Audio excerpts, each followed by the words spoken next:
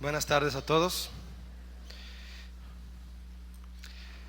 Bien, vamos a continuar con la serie Los Salmos y le invito a que abra su Biblia si es tan amable. Vamos a ver hoy el Salmo 84, al cual le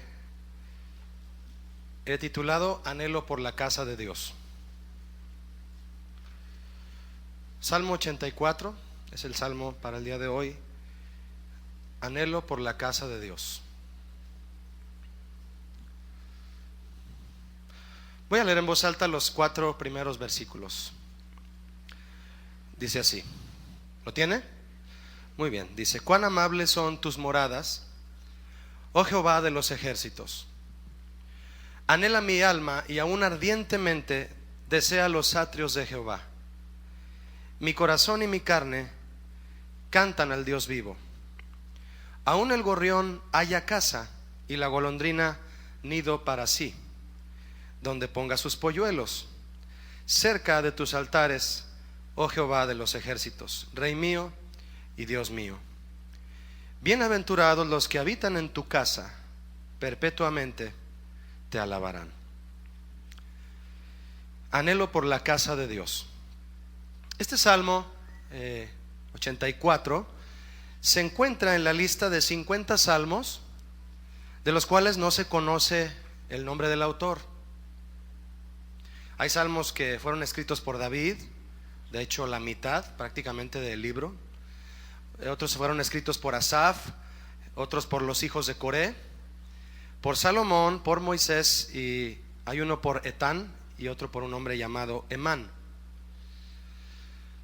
Este salmo, por su especial inspiración y espiritual contenido, captó la atención de un hombre muy estudioso de la palabra. Yo creo que usted ha escuchado hablar de él.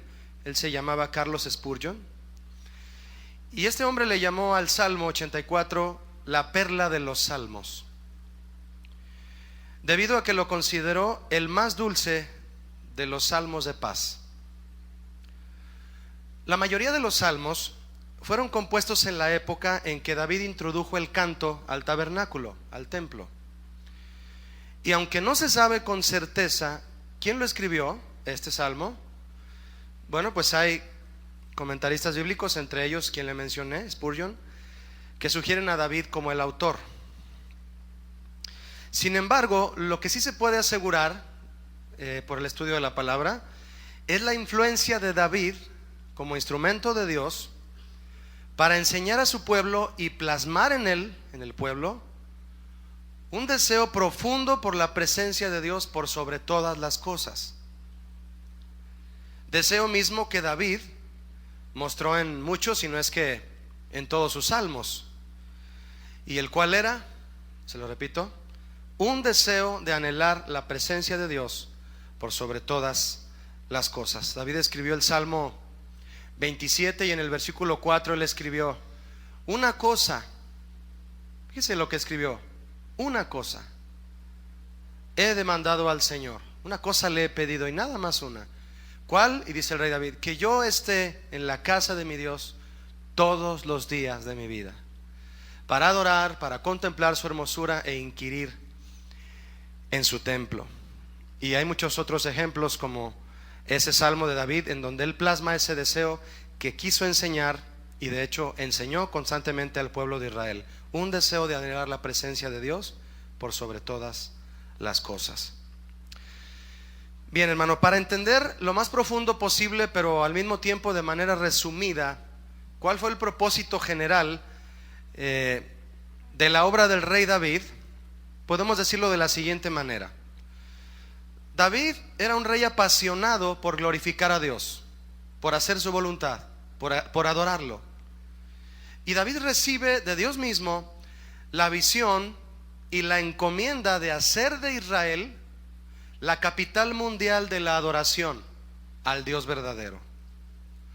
Para lo cual David se dio la tarea de establecer un sacerdocio de adoración continua. Y de hecho fue llamado el tabernáculo de David. Esta reforma que él trajo fue llamado así por todo lo que él, en la inspiración del Señor, reformó para que hubiera adoración continua en el tabernáculo. Para David, exaltar a Dios ante todas las naciones era una obsesión, hermano, una obsesión. Y su visión como rey era mostrar al mundo que la grandeza del Dios del universo se manifestaba en Jerusalén. Él deseaba que todos los pueblos vinieran a Jerusalén a reconocer al Dios verdadero y venir a exaltarle a Él. Y quería hacer de Israel la capital mundial de la adoración al Dios verdadero. En una ocasión, ya en sus últimos días, David le dijo al profeta Natán, un profeta muy cercano a él, le dijo: Natán, yo habito en casa de cedro. Es decir, yo vivo en una casa lujosa y el arca de Dios está entre cortinas. Natán le dijo a él: David, ve y haz todo lo que está en tu corazón, porque Jehová está contigo. ¿Qué planeó David hacer después de este pensamiento que le comparte a Natán? David abrazó esta visión. ¿Cuál era? Vivió sus últimos años no con deseos de fama, hermano, ni de riqueza, sino con el anhelo de construirle un templo a Dios, de manera que él sintiera, David, que era el lugar apto para la presencia del Dios verdadero, y construírselo en Jerusalén. Si Dios aprobaba la idea de David de hacerle un templo como Dios se lo merecía, en la forma de como David lo captaba en el plan de Dios, obviamente, si sucedía eso, entonces el sistema de adoración que fue fundado por Moisés 500 años atrás, el sacerdocio mosaico, sería reformado. Yo no sé si alguna vez usted estudió o piensa estudiar el tabernáculo de Moisés. Si es así, usted sabrá o aprenderá que cada paso que el sacerdote daba en el tabernáculo, cada área en la que él entraba y cada utensilio que utilizaba en el tabernáculo, era Dios mostrándole al sacerdote un motivo para adorar a Dios mismo. Cada paso que daba implicaba adoración del sacerdote hacia Dios. Y miren, no había música. No era precisamente con música la adoración en el tabernáculo de Moisés. De hecho, esa es la parte medular de la adoración. Hoy en día, cuando escuchamos decir vamos a adorar a Dios, todos piensan en cantar. Y podemos cantar mucho, hermano, podemos cantar, cantar y cantar, pero la verdad es que la expresión máxima de la adoración no es cantar, es obedecer. Podemos cantar, cantar y cantar y estar en desobediencia y en desobediencia. ¿Y de qué sirve cantar tanto, no? En el tabernáculo de Moisés no había música, pero cada cuestión que se manejaba ahí, cada asunto que se realizaba en el tabernáculo, motivaba al sacerdote a una actitud de adoración. Hoy, por la palabra de Dios, podemos entender esto. Nosotros tenemos, entre todos los privilegios que vamos a ver en este salmo, hermano, tenemos ese principalmente, o el primero de todos. ¿Cuál? Que entendemos por la revelación de Dios en su palabra, que aquella procesión en el tabernáculo, además de ser una santa obligación, porque era mandado por Dios hacer toda esa procesión, además de ser una santa obligación para los sacerdotes levitas, más que eso era el privilegio incomparable que tenían de poder acercarse a Dios, de tener comunión con Él y de adorarle.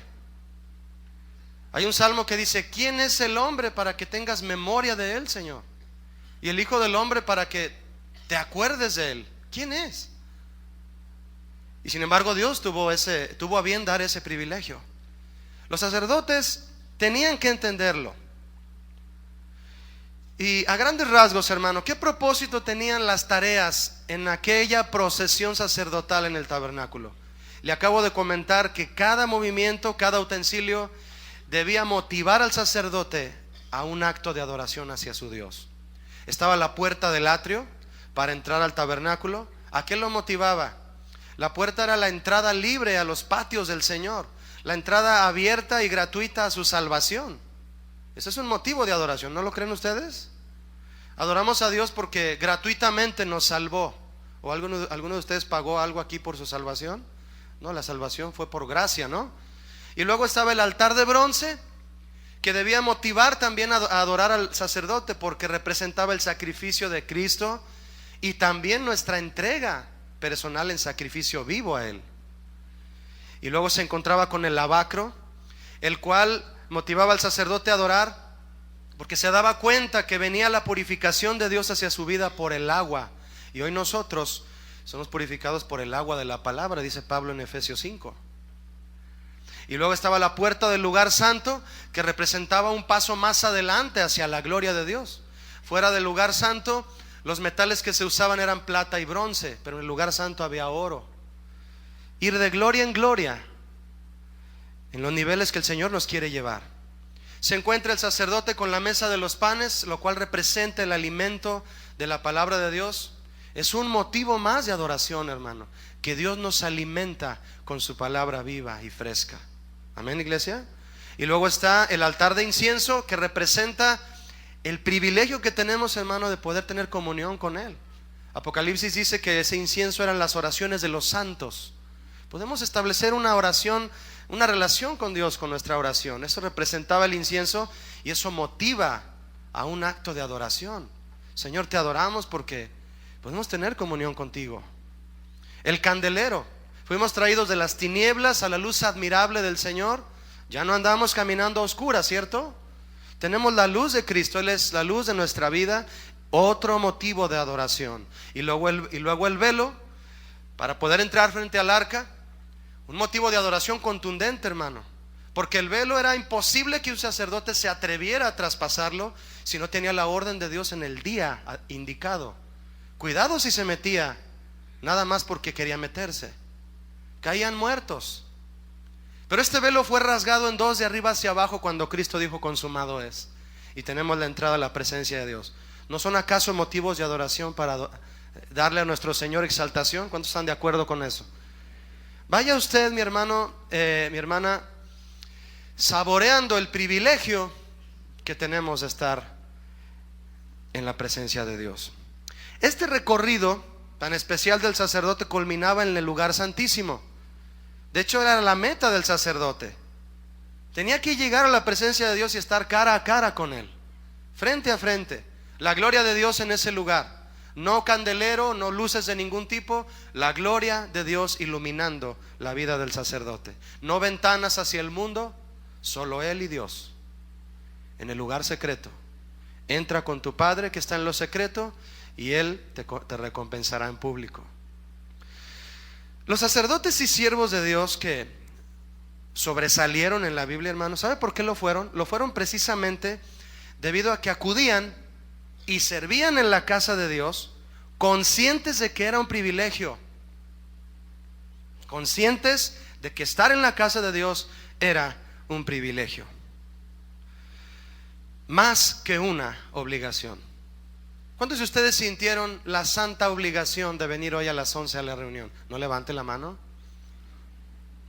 porque yo quisiera que usted me contestara: Julio, sí sentí la santa obligación de venir, pero más que eso, sentí la necesidad de estar cerca de Dios. Y es un lugar representativo, porque Dios es omnipresente, ¿cierto? Nos reunimos aquí como su pueblo, como su iglesia, pero Dios está donde tú vas, si eres fiel al Señor, claro que sí. Si para ellos, para los sacerdotes, era un privilegio entrar a la presencia de Dios, mi hermano, ¿cómo le llamamos usted y yo a la libertad que tenemos hoy de entrar a la presencia de Dios? ¿Cómo le podemos llamar? ¿Privilegio? En mi opinión, no sé la suya, hermano, se queda corta esa palabra. ¿Un honor? ¿Un privilegio? Si para ellos era un privilegio y un honor, ¿qué es para nosotros la libertad de entrar a la presencia de Dios? Venir y adorarle juntos, sin ni siquiera haber hecho algo nosotros para disfrutarla. ¿Verdad que no hicimos? ¿Verdad que nada hicimos para disfrutar la presencia de Dios? ¿Está de acuerdo? ¿No está de acuerdo? ¿O alguno de ustedes hizo algo para merecerse la presencia de Dios? Nomás se ven las cabecitas así, ¿no? No, claro que no. Eso es cierto. Así que después de leer este salmo y la intensidad con que el autor desea estar en la casa de Dios, ¿cómo se supone, hermano, que debe ser y manifestarse nuestro deseo por la presencia de Dios hoy? Verso 1 de Salmo 84. Dice así: cuán amables son tus moradas, oh Jehová de los ejércitos. Este versículo tiene la palabra moradas aquí. Es una palabra que significa lugar de habitación. Pero mire, hermano, note usted algo. Por la estructura de esta frase, cuán amables son tus moradas, oh Jehová de los ejércitos, nos damos cuenta que este salmista sabía lo que sucedía dentro del tabernáculo. Él sabía. Por eso quise darle de manera muy resumida un panorama pues de lo que era el tabernáculo de Moisés, porque si no lo entendemos eso, no entendemos plenamente el Salmo 84. Bien, entonces esta frase, cuán amables son tus moradas, oh Jehová de los ejércitos, demuestran entonces que el salmista sabía lo que sucedía dentro del tabernáculo y lo valoraba en gran manera. La versión Dios habla hoy dice así: cuán hermoso es tu santuario, Señor Todopoderoso. Cuán hermoso es tu santuario, Señor Todopoderoso. Qué bonita frase también en esta versión, ¿no? Le pregunto a mi hermano, ¿por qué este lugar, el que el salmista observaba, por qué este lugar le pareció amable y hermoso al salmista? Le digo por qué. Este salmista sabía bien lo que Dios había prometido, pero algo más, lo creía. No solo lo sabía, lo creía. ¿Qué prometió Dios? Se lo prometió a Moisés. Y harán un santuario para mí, dijo el Señor, y habitaré en medio de mi pueblo. Harán un santuario para mí. ¿Y cuál fue la promesa? Habitaré en medio de ustedes. Es una promesa. Con esto entendemos, hermano, que al salmista le pareció hermoso el santuario porque sabía y creía que estaba habitado por Dios. Es muy diferente saber lo que Dios prometió a creer que Él lo cumplirá. Mire, cualquiera, o mejor dicho, la mayoría de los que estamos aquí, porque hay personas que vinieron por primera vez, pero la mayoría de los que estamos aquí podemos saber lo que se realiza en este lugar, aquí en Casa de Oración, cada vez que nos reunimos. ¿Qué hacemos? Adoramos a Dios. Usted trae su ofrenda también, con su amor le da sus diezmos al Señor y escucha la palabra de Dios. Usted sabe lo que aquí realizamos. Pero es triste que no todos actúan y viven como si lo creyeran. No actúan y no viven como si lo creyeran. Jesús dijo: Dios es espíritu.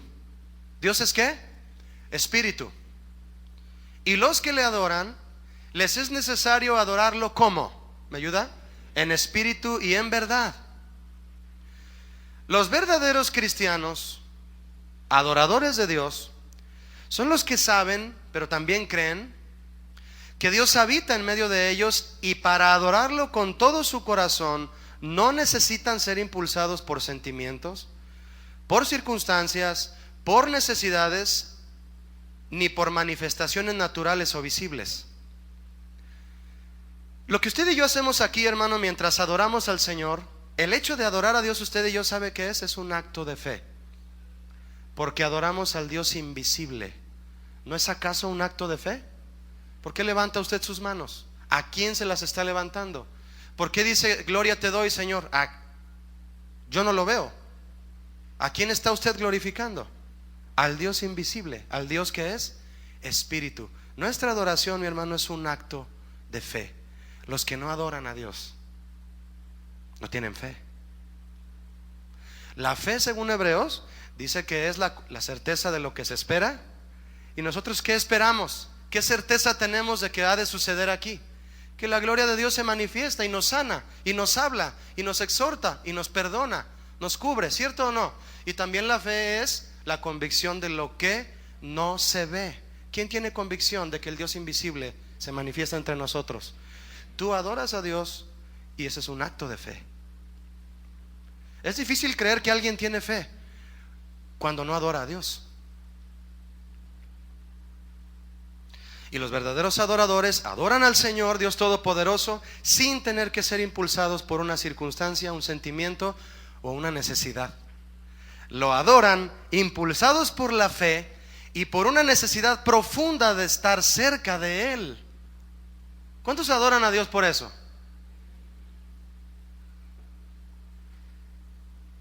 Por eso le cantamos al Dios invisible, por eso levantamos nuestras manos, por eso nos parece hermoso el lugar donde Él se manifiesta. ¿Por qué? Porque Él lo hace hermoso con su presencia.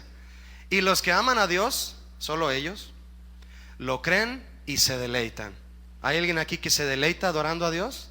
Sí hay, y muchos. Esta expresión entonces del verso 1 de Salmo 84, qué hermoso es tu santuario, Señor, va más allá, hermano, de elogiar un lugar en lo natural. Va más allá de elogiar un lugar hecho por manos de hombres, en el que Dios habitaba, sí, pero va más allá. El mismísimo Señor Jesús, aún el apóstol Pedro, también Pablo, hablaron en el Nuevo Testamento del que finalmente vendría a ser el templo donde Dios habitaría, una vez que el Señor Jesús terminó su obra en la cruz. Si no, no hubiera sido posible.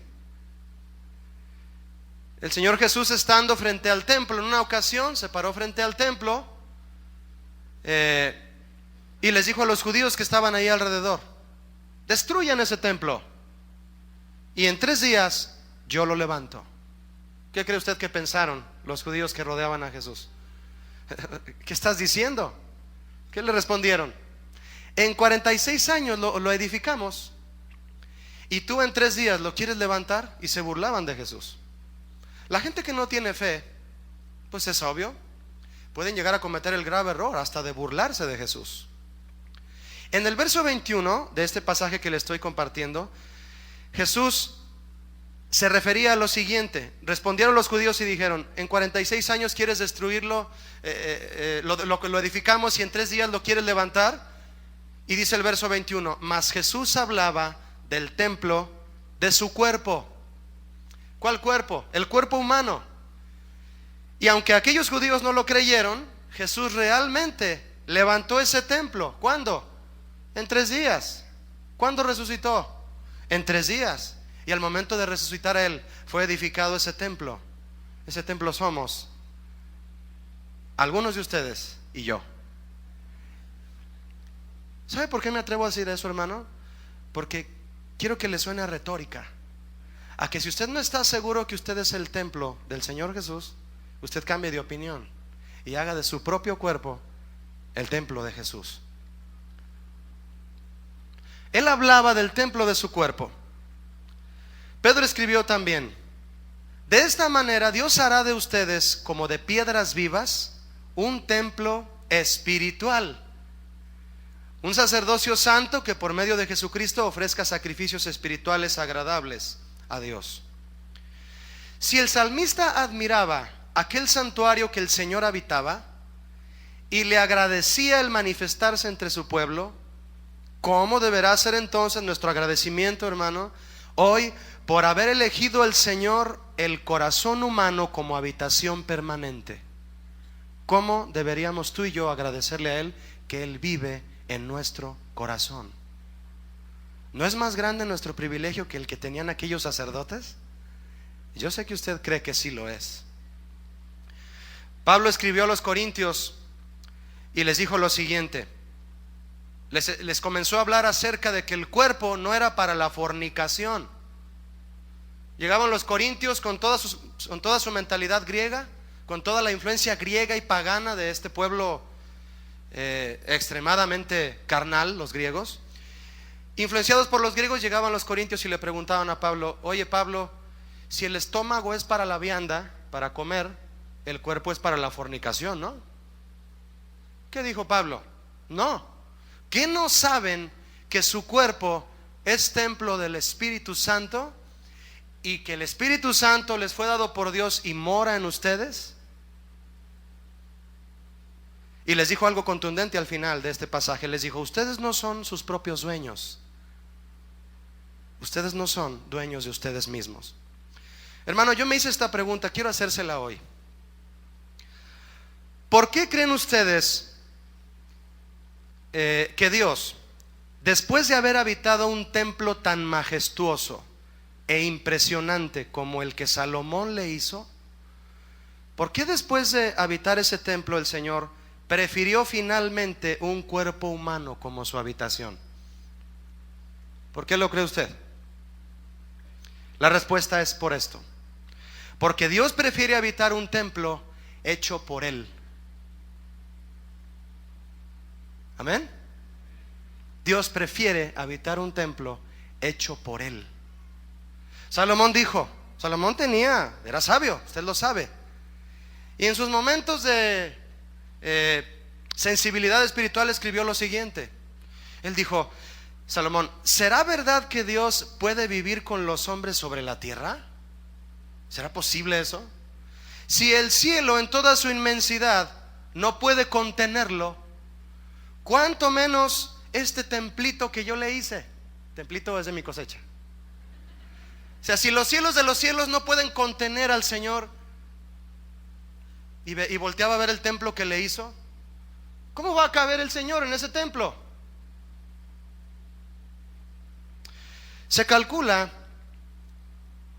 que el capital estimado que Salomón reunió para construir el templo que se le llamaba el templo de Salomón para Dios, se calcula que el capital que él reunió en oro, metales preciosos, maderas, todos los materiales, mármoles, yo no sé cuánta cosa había en aquel tiempo. Primera de Reyes 7 lo describe todo. Imagínese la calidad. Se calcula que fueron aproximadamente, convertido a moneda actual, 49,000 millones de dólares. Imaginen la calidad del oro. No era oro de 10 quilates como el que te dicen que es de 18 y se pone verde a la primer mojada, ¿verdad? No, este era oro. Imagine todo lo que él reunió. Era un total aproximado, dicen los que estudian esto, 49,000 millones de dólares, de lo cual construyó el templo guardando lo demás en la tesorería del mismo templo. Eso dice Primero de Reyes 7. Bien, a Dios no le desagradó que su siervo David y también su siervo Salomón le hicieran una habitación majestuosa. Dijo, ¿quieren hacerme una casa? Está bien, háganmela, a ver cómo les queda. No les quedó tan mal.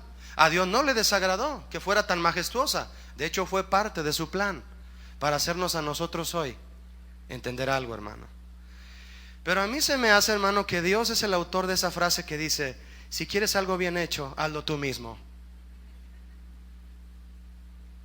Y descartó ese templo de casi 49,000 millones de dólares y escogió este templo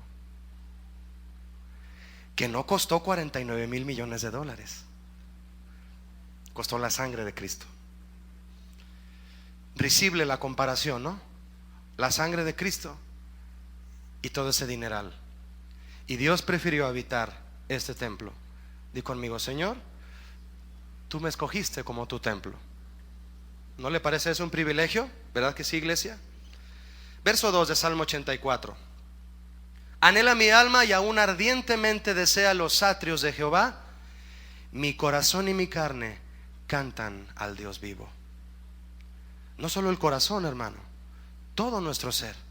Lo que tiene a veces tendencia a lo malo, lo carnal, también eso se somete y canta al Dios vivo.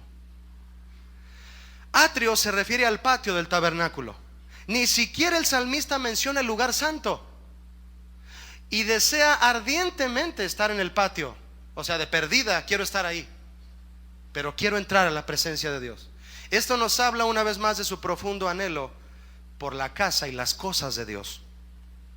Fíjese lo que comentó Carlos Spurgeon de este versículo 2 en su comentario del Salmo. Carlos Spurgeon comentó lo siguiente de este verso 2. El salmista suspira, llora y ruega por obtener el privilegio de estar en la presencia de Dios, mientras que a muchos hoy hay que arrastrarlos a la iglesia. El salmista no necesitaba que repicaran campanas desde el campanario para inducirle a ir a la iglesia. Él llevaba la campana en su propio pecho, porque el santo apetito es una mejor llamada a la iglesia que la llamada de las campanas. Mi corazón y mi carne, dice el salmista, cantan al Dios vivo. Es interesante, mire hermano, que es interesante que la Biblia en inglés dice mi corazón y mi carne claman al Dios vivo. Eso cambia todo. Claman al Dios vivo.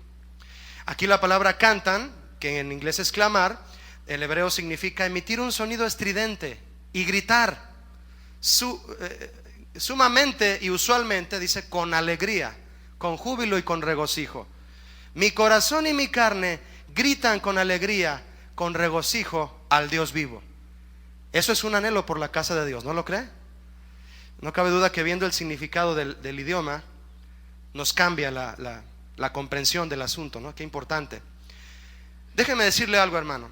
En el supuesto caso de que hubiera sido David el autor de este salmo, o alguien de la tribu de donde David era, entonces usted tendría una razón poderosa para saber qué los motivaba a clamar tanto por estar en la presencia de Dios.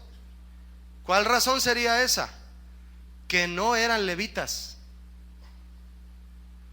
Y por lo tanto, según la ley, no podían entrar al tabernáculo, sino solo verlo desde afuera. Tal vez llegaba el que escribió este salmo y el que cuidaba la puerta, porque había porteros en el tabernáculo, le decía: ¿eres levita? No, no puedes entrar. Imagina que un día usted llega aquí a la iglesia, viene con su Biblia, 10 para las 11, aquí afuera en la puerta, y se colocó alguien en la puerta y le dice a usted: disculpe, ¿de dónde es usted? Soy de Michoacán. No puede entrar. ¿Por qué, oiga? Porque solamente los de Jalisco pueden entrar aquí. Solo jalisquillos se les permite la entrada. ¿Cómo te sentirías? Este salmista se sentía así. Es lo más probable. Ardientemente anhela mi alma estar en los atrios. Déjenme entrar aunque sea al patio, ¿no? Déjenme tocar el altar de bronce, ¿no? Déjenme conocer el lavacro. Dame chance, ¿no? A mí me suena así, hermano, el deseo por entrar. No eran levitas. David no era levita. ¿Alguno de ustedes sabe de qué tribu era David?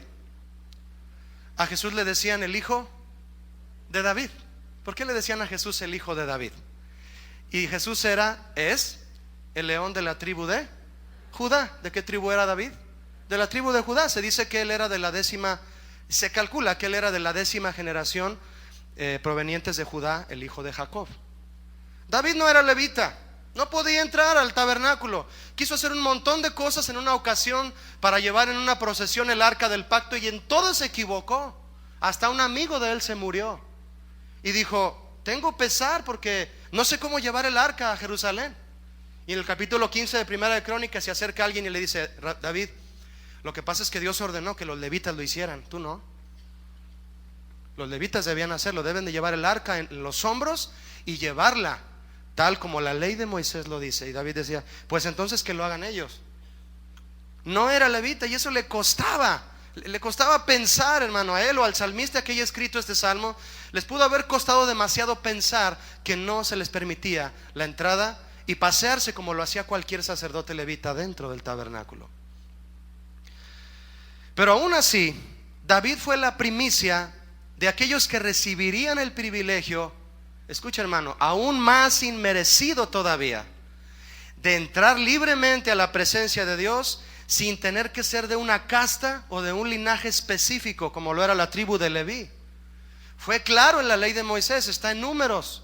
Le dijo Dios a Moisés: dile a mi siervo, dile a mi sacerdote Aarón que llame a los levitas para que estén a las órdenes de él, y todo aquel extraño que se acerque morirá. Era imposible entrar si no era levita. Pero David fue la muestra clara de la gracia de Dios, hermano, que se manifestaría para usted y para mí. Un privilegio más inmerecido aún, que aún así lo recibimos. ¿Cuál? El de entrar a la presencia de Dios sin tener que ser de una casta o un linaje escogido, o un linaje especial.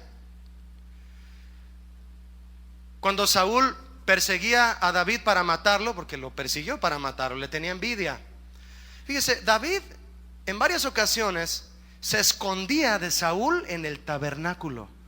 De hecho, en una ocasión que se escondió ahí, Saúl sabía que solía esconderse en el tabernáculo, David, y llegó con los sacerdotes y les dijo: si no me dicen dónde está David, les preguntó a los sacerdotes, los voy a matar a ustedes uno por uno. Y mató a muchísimos, y nadie delató a David. Pero él se escondía en el tabernáculo, y es por eso que él escribió el Salmo número 11. Y él hablaba de la presencia de Dios, y ustedes y yo ahora lo cantamos, que la presencia de Dios era su refugio. ¿Se da cuenta que cantamos muchas canciones que hablan de que tu presencia es mi refugio? David es el autor de esa idea. Tu presencia es mi refugio. En otra ocasión, David, estando o pasando por el tabernáculo, llegó con sus soldados en caballos, cansados, hambrientos, y llega y le dice al sacerdote: oye, tengo hambre, ¿no tienes algo por ahí? Y le dice el sacerdote: pues lo único que tengo son panes de la mesa de los panes de la proposición, los panes santos. Saca los panes el sacerdote y se los da, se los come David. Era un chiqueado de Dios, hermano. Si David era un chiqueado de Dios, imagínese usted y yo. Y es importantísimo que lo entendamos, hermano, para poder tener un anhelo por la casa de Dios y reconocer el privilegio que tenemos de estar delante de su presencia. Se comió los panes de la proposición. Si usted lo quiere leer después, eso está en 1 Samuel 21.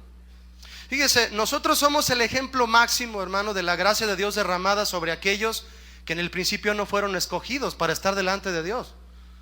Nosotros, por ejemplo, acabamos de adorar a Dios en su misma presencia. Los que tienen fe dicen amén. Yo lo adoré en su presencia. ¿Y de qué tribu somos? Somos totonacas, hermano. Somos mayas, somos aztecas. ¿Qué tenemos que ver con Israel? Dice la palabra de Dios que fuimos injertados en esa planta cuya raíz es Jesucristo. Somos injertos. Voltea a ver al que está a tu lado y dile: tienes una cara de injerto que apenas puedes con ella. No pertenecías a la planta, a esa vid, a la vid verdadera. No pertenecíamos. Y vino Jesús y nos puso ahí, y ahora recibimos la savia de su palabra. ¿Cuántos dan gracias a Dios por eso? Es un privilegio aún más inmerecido, hermano. Tenemos que valorar eso. Anhelo por la casa de Dios. Jesucristo, dice Juan, el apóstol, vino a lo suyo, y los suyos no le recibieron. La mismísima, manifestación del arca del pacto en persona vino a su pueblo y lo rechazaron. ¿Y qué pasó por eso? Pero a todos los que le recibieron, levante la mano el que está en ese grupo de todos los que le recibieron. ¿Qué nos dio, hermano? A los que creen en su nombre, nos dio potestad de ser hechos bastardos. No, hijos de Dios. Y los que son hijos de Dios tienen la promesa de pertenecer ahora a ese linaje escogido del cual Pedro habló. Linaje escogido, nación santa, pueblo adquirido por Dios, comprado por Dios, para que anunciemos las virtudes ¿de quién? De aquel que nos llamó de las tinieblas a su luz admirable, y llamados ahora nosotros a estar delante de Él. Amén, iglesia. Dice el salmista: mi corazón y mi carne claman. ¿Claman a quién? Al Dios que, ¿me lo puede decir en voz alta, hermano? Al Dios vivo. Dígalo fuerte: al Dios vivo. ¿Se le llena su corazón al decir Dios vivo? Yo adoro a un Dios vivo. Escucha esto. Todo ser humano tiene solo dos opciones para rendir adoración, o a quién rendir adoración. Solo dos opciones. Nadie tiene 3, ni 4, ni 5 opciones. Se resume solo en dos opciones a quién se le va a rendir adoración. O adoran al Dios vivo o adoran ídolos. No hay otra opción. Si tú no adoras al Dios vivo, tú adorarás ídolos. Ídolos encierra todo aquello que no es el Dios vivo. En otro de los salmos, Dios le dice algo muy contundente a su pueblo, exhortándolo con respecto a los sacrificios. Y les dice: Israel, ¿he de comer yo carne de toros o beber sangre de machos cabríos? Se los dijo en el Salmo 50, verso 13. ¿Voy a comer yo sangre de toros o beber sangre de machos cabríos? ¿Qué significa eso? En aquel tiempo, hermano, los pueblos idólatras cercanos a Israel ofrecían a sus ídolos carne de animales y sangre de animales con la creencia de que el ídolo se alimentaba y se agradaba de esas ofrendas. Eso le ofrecían a los ídolos: carne y sangre de animales, y a algunos carne y sangre humana. Los que adoraban a esos ídolos y les daban ese tipo de ofrendas tenían la creencia de que el ídolo se alimentaba y se agradaba de esa ofrenda. De hecho, de este asunto Pablo les habla claramente a los corintios en el capítulo 8 de la primera carta. Les habla de lo sacrificado a los ídolos. Los corintios iban y le preguntaban a Pablo: Pablo, ¿está bien que yo compre un pedazo de carne en el mercado, que el que me la vendió fue a ofrecerle el animal al ídolo y luego viene a venderla? Y Pablo les explica eso, que usted necesita leer para entenderlo. El caso es que había esta costumbre para con los ídolos. Cuando Dios le dice a su pueblo: ¿ustedes creen que yo me alimento de carne y sangre de animales? ¿Qué es lo que Dios está diciendo en verdad, hermano? Les está diciendo lo siguiente: no me traten como a un ídolo.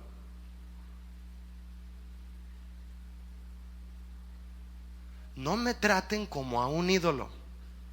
No me traigan carne ni sangre de animales. No soy un ídolo.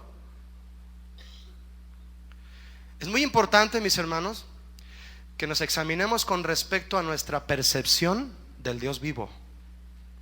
No vaya a ser que lo estemos tratando como un ídolo. Según el Salmo 115, déjeme leer, hablarle algo. Los ídolos están en la tierra, ¿cierto o no? Limitados. ¿Limitados a qué? A un solo lugar. Se les edifica templos grandiosos y costosos sin que estos ídolos muestren la más mínima manifestación de gloria. Es por eso que tenerles fe es algo totalmente insensato. En cambio, nuestro Dios está, ¿cómo dijimos? Está vivo, y dice el Salmo 115, y está en el cielo, y todo lo que quiso Él hizo. Su gloria no cupo en el templo de Salomón, y prefiere el corazón del hombre.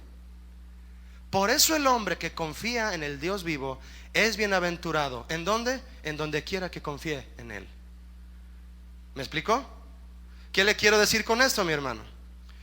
Dejar de tener fe en el Dios vivo equivale a considerarlo como a cualquier ídolo. Aunque usted esté aquí hoy, le pregunto: ¿tiene usted fe en el Dios vivo? ¿O acciona usted su fe solo cuando viene a este lugar? Porque hay muchos cristianos que tienen una fe impresionante solo cuando están en la iglesia. Se enferman y piden oración por la enfermedad en la iglesia, pero en su casa nunca oran por los enfermos. Cantan y tratan de manifestar expresiones de gratitud a Dios en la iglesia, pero en su casa nunca adoran a Dios. ¿Acciona usted su fe en el Dios vivo solo cuando viene a la iglesia? Otro comentario en esta comparación de ídolo y el Dios vivo. No hay comparación, es un comentario comparativo nada más. Quien tiene a un ídolo como su Dios tiene la libertad de acercarse solo a él, al ídolo, solo cuando tenga problemas o necesite algo. Y el ídolo no se molesta por eso. Los que adoran ídolos y se acercan a ellos solo para recibir un milagro de ellos, el ídolo no se molesta si nada más lo van a ver cuando tienen problemas.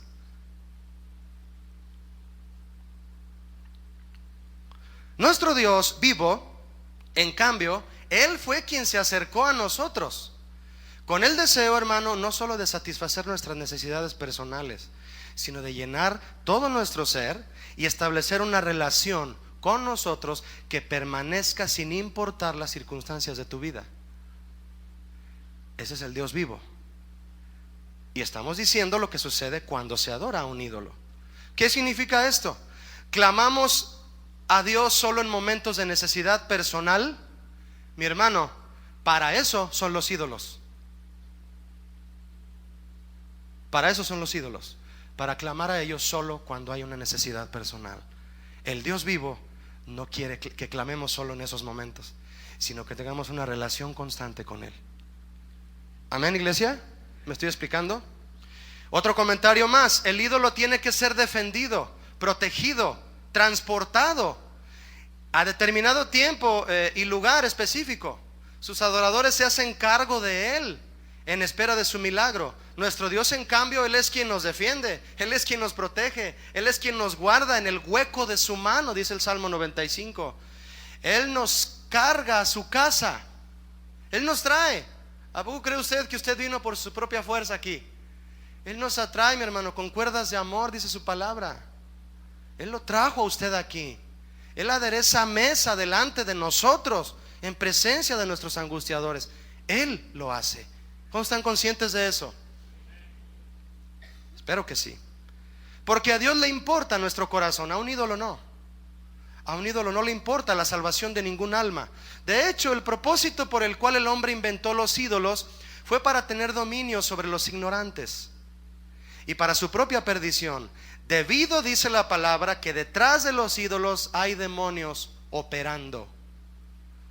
1 Corintios 10, si usted puede leerlo después. Entonces, mi hermano, la razón o las razones por las cuales decidimos venir a este lugar, a casa de oración, o que cualquier cristiano tenga razones para asistir a su iglesia, a reunirse, esas razones nos deben de ayudar a determinar si percibimos al Señor como el Dios vivo o como un ídolo.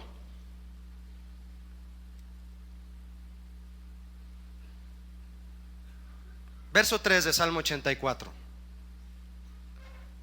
Aún el gorrión halla casa y la golondrina nido para sí, donde ponga sus polluelos, cerca de tus altares, oh Jehová de los ejércitos, Rey mío y Dios mío.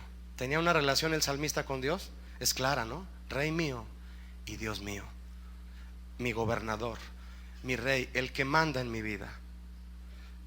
El salmista aquí, mi hermano, en este versículo 3, poéticamente observa y admira la oportunidad de dos pajaritos que tienen libre acceso a los patios del tabernáculo en cualquier momento.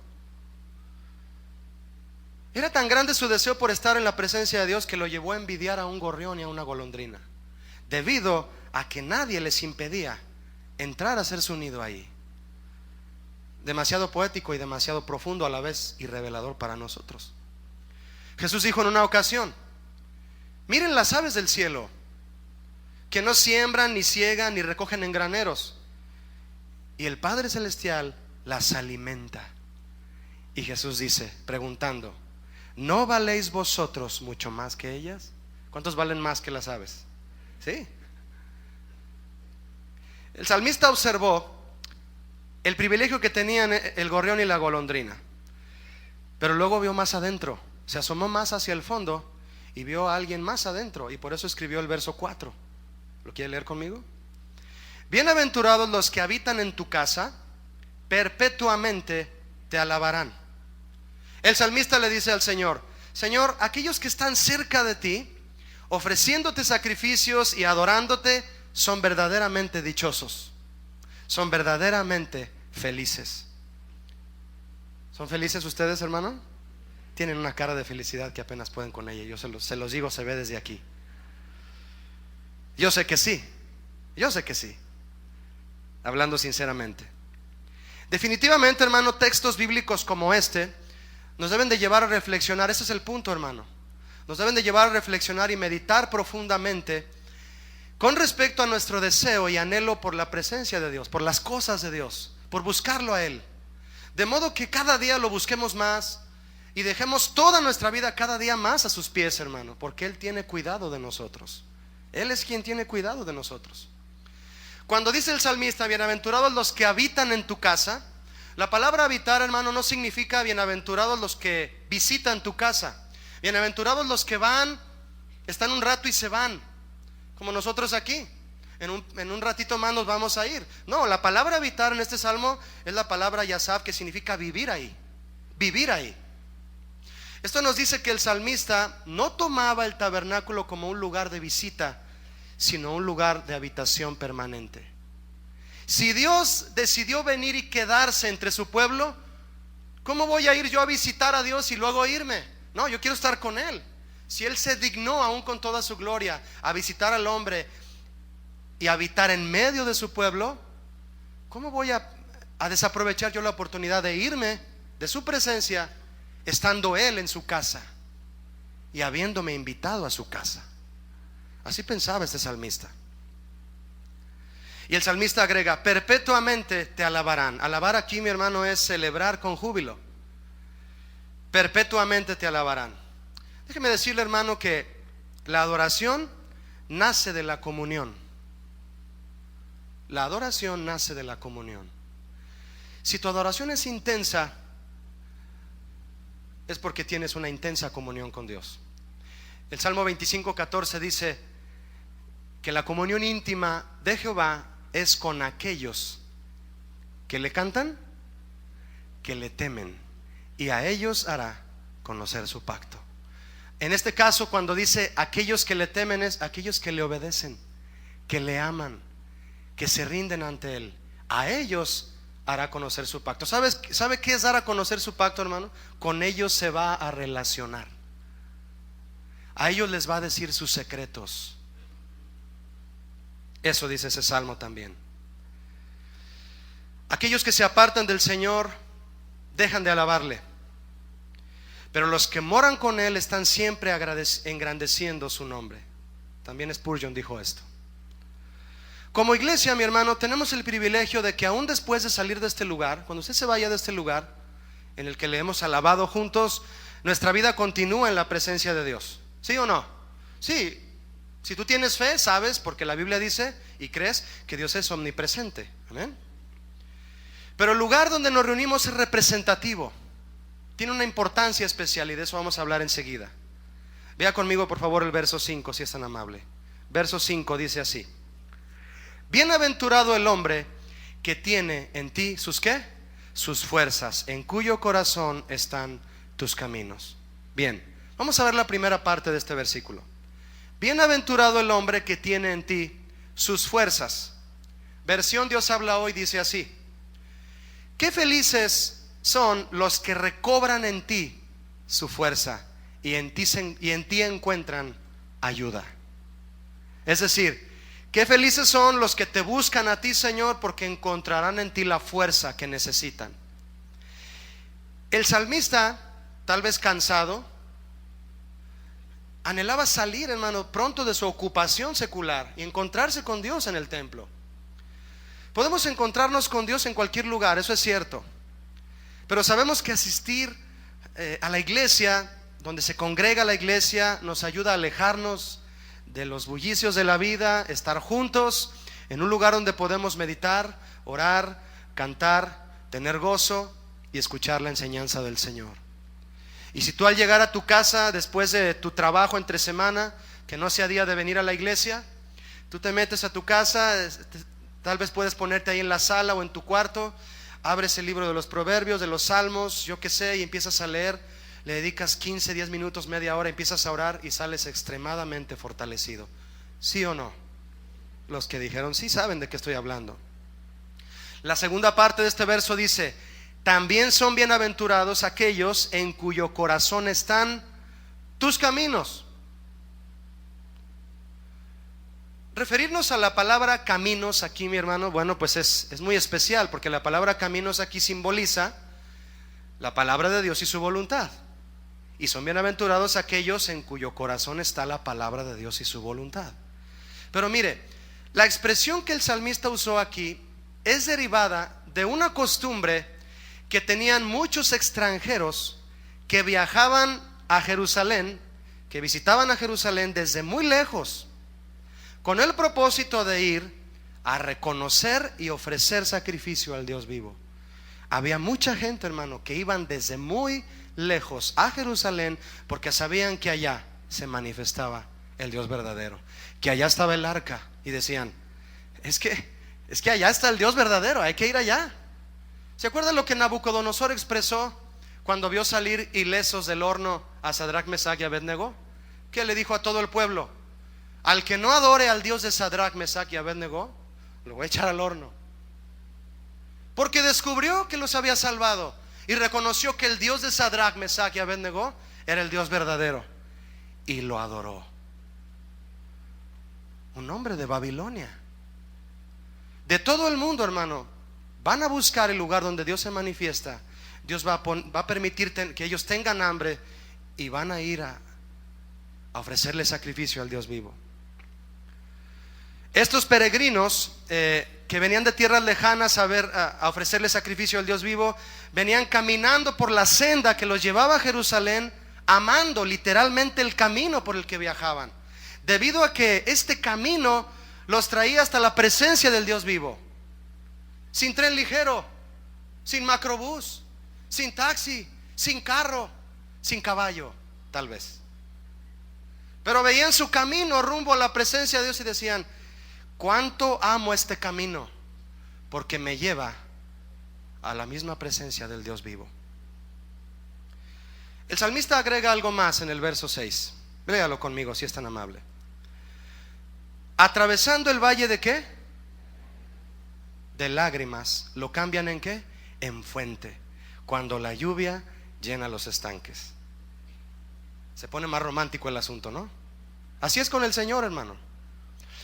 ¿Por qué está esta expresión del verso 6? Le voy a decir por qué. Esta peregrinación de hombres y mujeres que venían de lejos a Jerusalén, hacia el templo a adorar al Señor, tenían que pasar por circunstancias difíciles.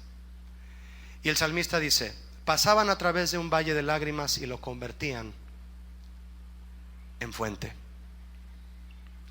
No se ha identificado ningún valle en especial, y quizás sea uno simbólico, por los tiempos de luchas y de lágrimas a través de los cuales estos peregrinos debieron haber pasado en su camino para encontrarse con Dios. Algún día, mi hermano, usted y yo nos vamos a encontrar con Dios. Mientras tanto, vamos por una senda que es angosta, ¿cierto o no? Y con valles de lágrimas. Tal vez tú vienes a este momento a la iglesia y vienes habiendo pasado por tu valle de lágrimas. Yo no sé qué es. Dificultades en tu casa, alguna enfermedad, algo que te ha causado lágrimas. Mi hermano, ¿sabes qué necesita Dios para volverte a mostrar su fidelidad en ese valle de lágrimas? Que tú permanezcas firme y fiel en medio de esa circunstancia difícil. ¿Qué necesita Dios para mostrarnos que Él sigue siendo fiel y sosteniéndonos? Una dificultad. Pero muchos piensan que es mejor parar de sufrir. Y el salmista habla: van a atravesar el valle de lágrimas, van a tomar su cruz, negarse a sí mismos y venir en pos de mí. ¿Y quién es el camino? Es Jesús. Él es el camino, hermano. Es un camino donde hay que cargar la cruz. Pero algún día vamos a llegar a ese lugar en donde nos encontraremos con el Señor. ¿Cuántos quieren llegar a ese lugar? No te detengas, hermano. Si hoy te detuviste un poco, que sea solo para meditar, ¿de acuerdo? Y seguir adelante. El caminar hacia la presencia de Dios es precedido a menudo por viajes a través de lugares áridos que hay en nuestra vida. La persona que se deleita en pasar tiempo con Dios verá su propia adversidad como un motivo para experimentar la fidelidad de Dios. Si usted anda, mi hermano, por un valle de lágrimas, seguramente lo conducirá a Dios y no lo alejará de Él. En una ocasión yo me encontré fuera de aquí de la iglesia, fue hace muchos años, a un hombre que dejé de ver. Se reunía aquí y lo dejé de ver aquí en la iglesia. Y le dije: ¿qué onda, mi hermano? ¿Por qué no vienes a la iglesia? Me dice: pues es que nos queda un poco lejos y andamos viendo a ver si hallamos una iglesia más cercana a la casa. Además hay mucho tráfico y si llegas tarde no encuentras estacionamiento.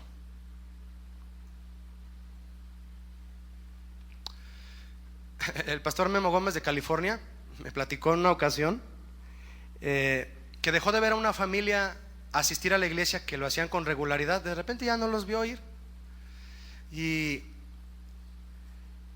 él tuvo que enterarse por otros medios de personas que tenían confianza con esta familia de las verdaderas razones por las cuales ya dejaron de ir a la iglesia. La iglesia o el lugar, mejor dicho, el local donde el pastor Memo y su iglesia se reunían, en un local en donde apenas la tercera o yo no sé si la cuarta parte del estacionamiento estaba pavimentada. Pero la mayor parte del estacionamiento de la iglesia, y vaya que hay estacionamiento ahí en las iglesias, ¿verdad? Allá no tenemos por qué ir a tapar las cocheras. La mayor parte del estacionamiento era pura tierra. Y al pastor Memo le llegó el comentario de que, entre otras cosas que pusieron como pretexto estas personas, fue: no, pues es que nos queda muy lejos. Lo principal es que nos queda muy lejos. Y luego llegas, y si ya está ocupado el estacionamiento de pavimento, te metes a estacionarte donde está la tierra y te empolvas todito y se ensucia el carro. Esos, hermano, no son peregrinos. Ellos no son peregrinos. La gente que piensa así no son peregrinos rumbo a la presencia de Dios. No lo son. Los peregrinos no hacen enramadas ni emiten este tipo de quejas. Nos dicen: Julio, yo pasé por mi valle de lágrimas con los olores ahí en el tren ligero, en el macrobús, porque tu ciudad se mueve en grande. He pasado unos valles de lágrimas ahí, hermanos. Esos no son valles de lágrimas. Esa es gente apretada en el medio de transporte, es todo. ¿Qué dices? Pero llegué, y llegué a las 11. Qué bueno que están aquí. Nos da gusto vernos unos a otros, ¿cierto? Es muy especial, hermano. Fíjese lo que dice la palabra de Dios: mantengamos firme sin fluctuar. ¿Qué es fluctuar? Vacilar. Decir un día voy y otro día no tengo ganas. Mantengamos firme sin fluctuar, escuche, la profesión de nuestra esperanza. ¿Qué profesión tiene usted? ¿Arquitecto, ingeniero, abogado? Qué bueno. Pero ¿cuál es su profesión de su esperanza? ¿Cuál es su profesión espiritual? Yo, no sé usted, soy sacerdote de Dios. ¿Usted lo es? ¿Sí o no? Esa es la promesa para nosotros, se la leí hace un momento. Vosotros sois linaje escogido, real sacerdocio. ¿Y qué dice Apocalipsis 1:6? Jesucristo nos lavó con su sangre y nos hizo reyes y sacerdotes para Dios su Padre. Mantengamos firme la profesión de nuestra esperanza, porque fiel es el que prometió. ¿Qué prometió? Llevarnos con Él, hermano. Y considerémonos unos a otros. Por eso tenemos que reunirnos. Es bueno relacionarnos, es maravilloso considerarnos unos a otros para estimularnos al amor y a las buenas obras. Brother, ¿por qué dejas de venir a la iglesia? No dejes de venir. Es que está ¿cómo que está re lejos? No inventes, por favor, anímalo.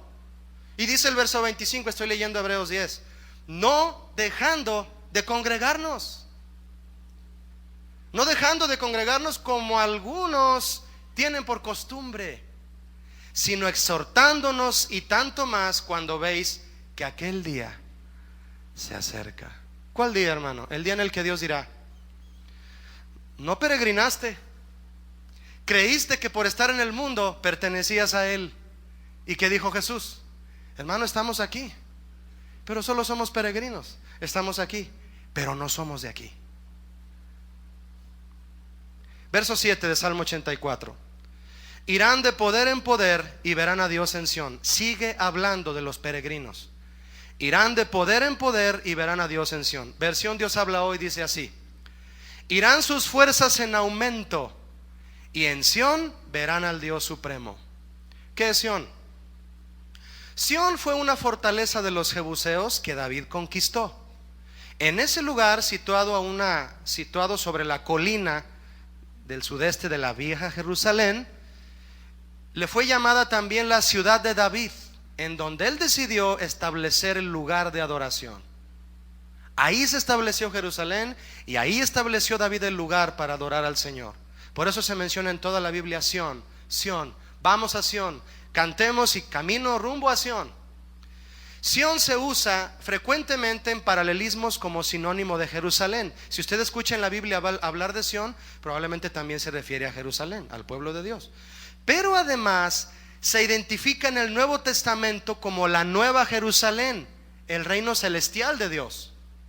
Dice la palabra de Dios: sino que os habéis acercado al monte de Sión, a la ciudad del Dios vivo, Jerusalén la celestial, a la compañía de muchos millares de ángeles. Y de esta ciudad, hermano, en la que un día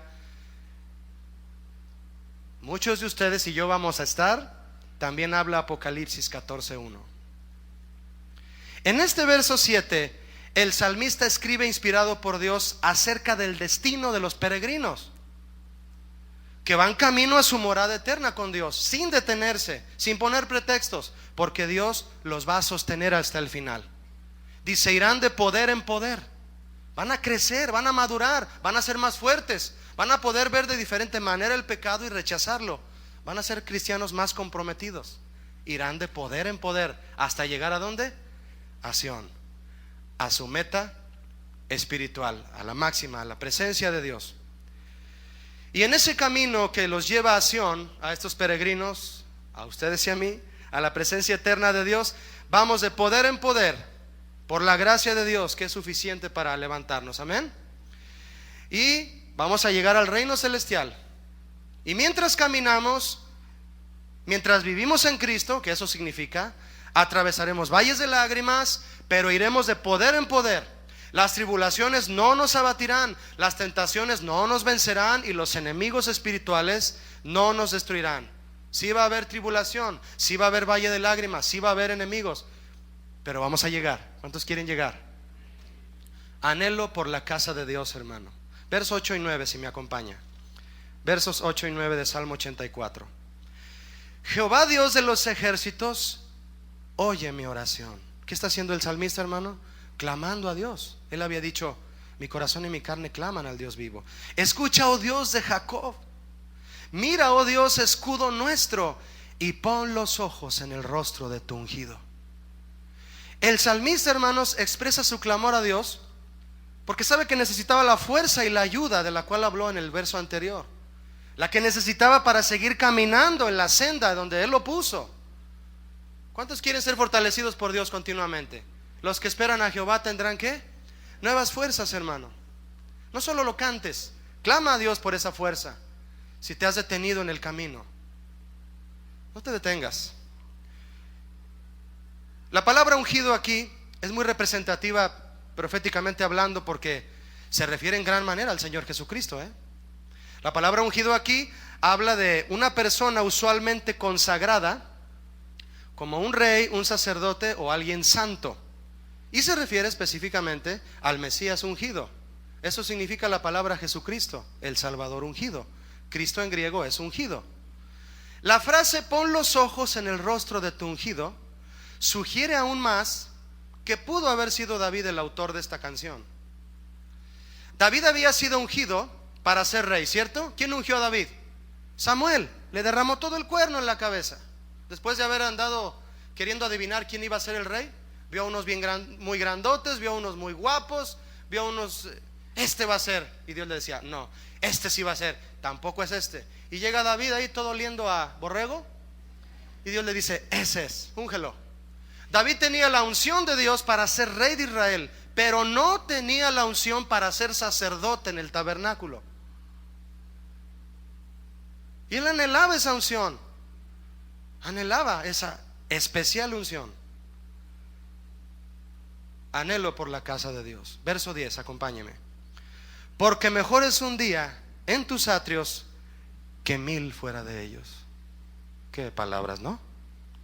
Escogería antes estar a la puerta de la casa de mi Dios que habitar en moradas de maldad.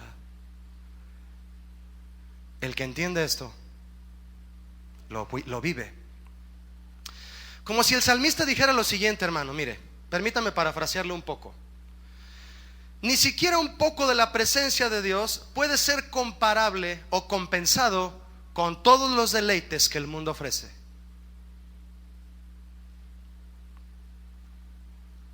¿Cuántos saben esto bien en su corazón?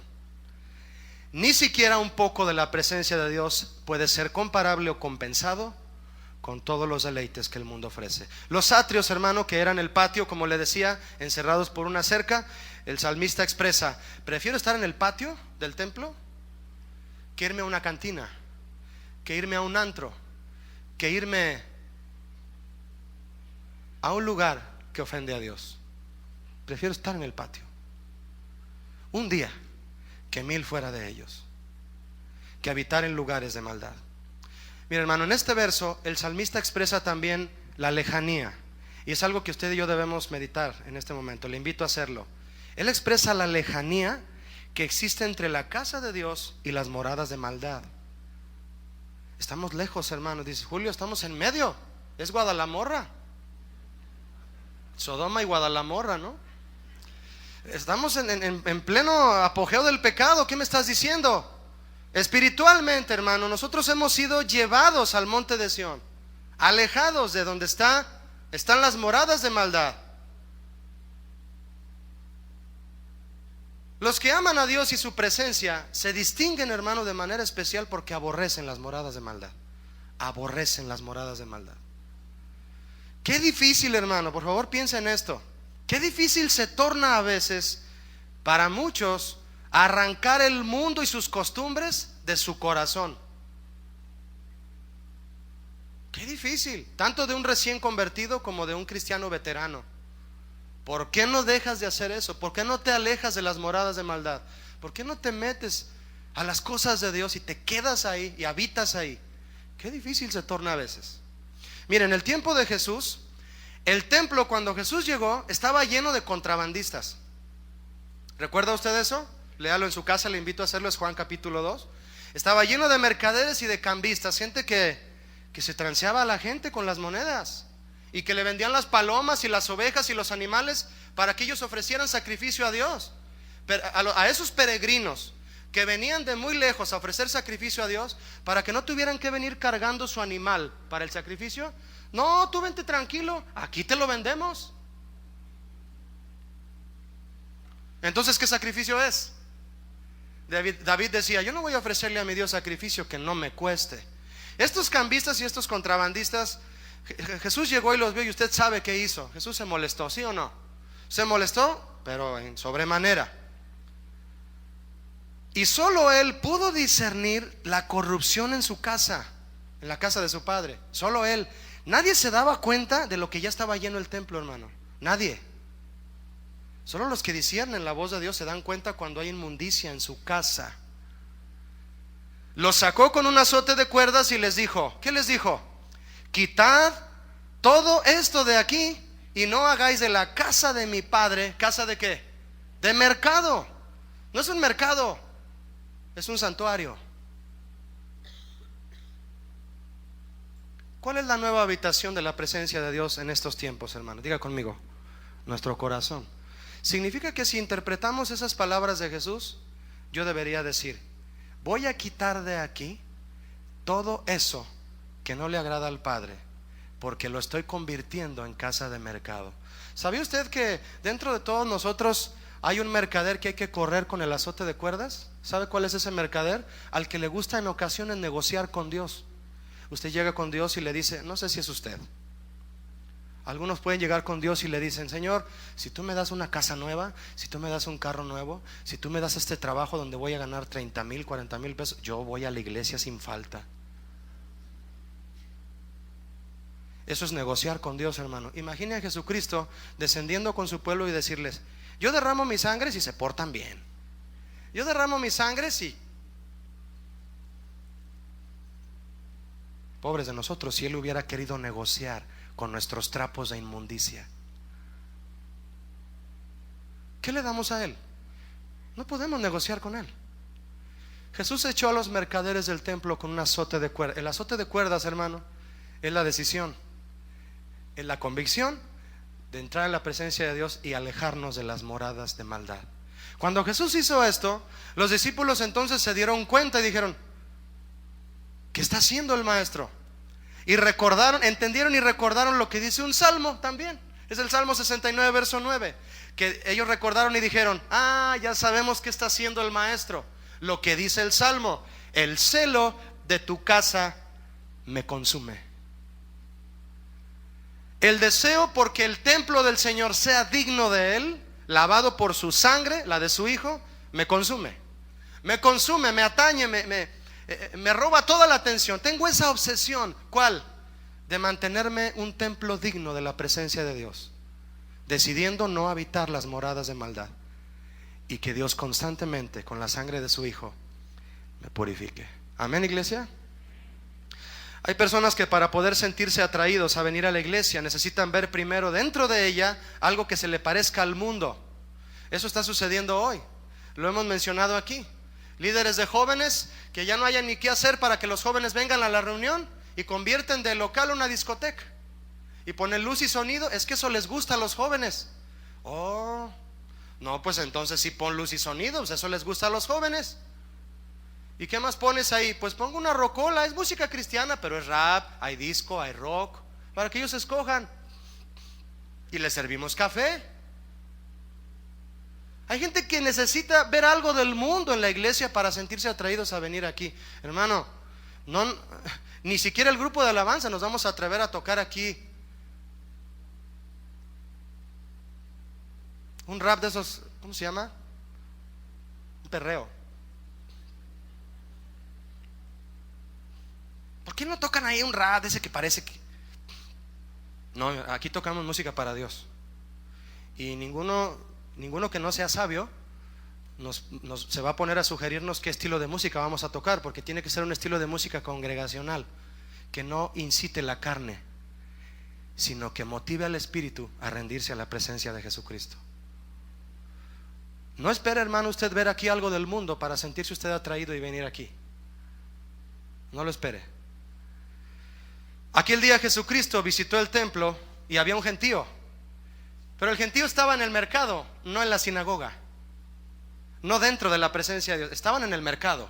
Así hay gente hoy, inmiscuidos en asuntos del mundo, diciendo ser cristianos, y la presencia de Dios no están ahí. Es triste, pero el mundo y sus atracciones han enfriado a muchos en su amor por la casa de Dios. Espero que no sea su caso. Versos 11 y 12 para terminar. 11 y 12 de Salmo 84. Porque sol y escudo es Jehová Dios, gracia y gloria dará Jehová. No quitará el bien a los que andan en integridad. Jehová de los ejércitos, dichoso el hombre que en ti confía. En el lugar santísimo, hermano, no había luz artificial. La gloria de Dios se manifestaba directo al lugar santísimo, de día por una nube, de noche por una columna de fuego. La luz la recibía de todas maneras el sacerdote si Dios estaba ahí, y Dios estaba ahí. Y dice el salmista: sol y escudo es Jehová Dios. Cuando llego a la presencia de Dios, Él me muestra que Él es mi luz. Él me muestra que Él es quien ilumina mi vida. Él es quien me defiende y quien nunca retirará el bien si ando en integridad con Él. Jehová de los ejércitos, por eso es dichoso el hombre que en ti confía. Le invito a orar antes de irse. Cierre sus ojos y diga conmigo: Señor, gracias por tu presencia. ¿Qué podemos decir, Señor? ¿Qué podemos expresarte a ti que sea más sorprendente que tu presencia? Nos has hecho menor que los ángeles y nos coronaste de muchos favores y misericordias, Señor. Y nos tienes aquí, en este lugar que representa tu santuario, pero en realidad vives en nosotros. Nosotros somos tu habitación eterna, Señor. Y sé que muchos aquí desean serlo realmente, tu habitación eterna. Si hay alguien aquí, Señor, que no tiene la seguridad de ser una habitación permanente de tu presencia, tócalo esta mañana, Señor. Hazle ver tu grandeza, tu amor y tu cuidado que nadie más tiene por nosotros. Y provoca en nosotros esa hambre que necesitamos, Señor, de venir a tu santuario, de venir a escuchar tu palabra con verdadero apetito espiritual. Y no tratarte, Señor, como se trata a los ídolos. No, Señor, tú eres el Dios vivo. Levanta tus manos al Dios vivo y dile: Señor, yo sé que te estoy adorando y que estoy en tu presencia. Tengo fe en eso, tengo fe en ti. Creo eso y tengo fe en ti, porque tu palabra lo dice, Señor. Y tú prometiste que haríamos un santuario para ti y tú habitarías en medio de nosotros. Y por si eso fuera poco, tú mismo creaste en nuestro corazón una habitación. Y de muchos aquí, Señor, tú estás a la puerta de su corazón, como dice Apocalipsis 3, tocando la puerta, a ver si alguien abre la puerta. Y queremos abrirte en tanto que estás ahí, Señor, buscarte en tanto que estás cercano. No vaya a ser que te vayas y ya no estés ahí cuando abramos la puerta. Abre la puerta, dice el Señor, porque yo estoy tocando la puerta de tu corazón. Y el que abre, entraré a él, en él cenaré con él y Él cenará conmigo. Una cena es una comunión, y de tu comunión con Dios, hermano, con Jesús, nace adoración para Él. Adórale a Él en base a la comunión y la revelación que has recibido de Él. Señor, te amamos, te adoramos. Cuán amables son tus moradas, oh Señor. Anhela nuestra alma y nuestro corazón y nuestra carne aún ardientemente, Señor, estar en tus atrios, entrar a tu presencia, ofrecerte sacrificios de alabanza, Señor. Que tu pueblo en este lugar, un pedazo de tu pueblo que está en todo el mundo, Señor, te adoremos hambrientos de tu palabra y sedientos de tu Espíritu Santo. Amén. Dios les bendiga, hermanos. Muchas gracias.